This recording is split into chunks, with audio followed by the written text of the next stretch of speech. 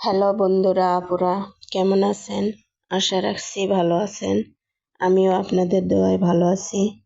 যাই হোক, বেগুন ভর্তা, সবজি, মুরগির মাংস রান্নার পরও মনে হলো 4টি ডিম সিদ্ধ করে ভুনা করে।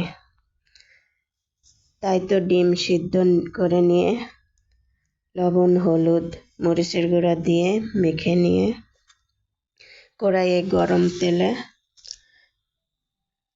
আমি আবার ডিম ভাজি বা কিছু কিছু মাছ সরিষার তেলে ভাজি।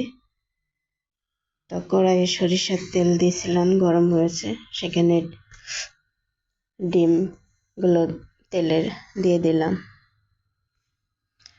তেলে দেওয়ার পরে এভাবে কড়া করে ভেজে নিব। নাড়ে চাড়ে নিতে হবে, না হলে ডিম ফুটে তেল চটকাই যাবে। এই জন্য ঘন ঘন নাড়তে হয়। আল্লাহ হাফেজ। ভালো।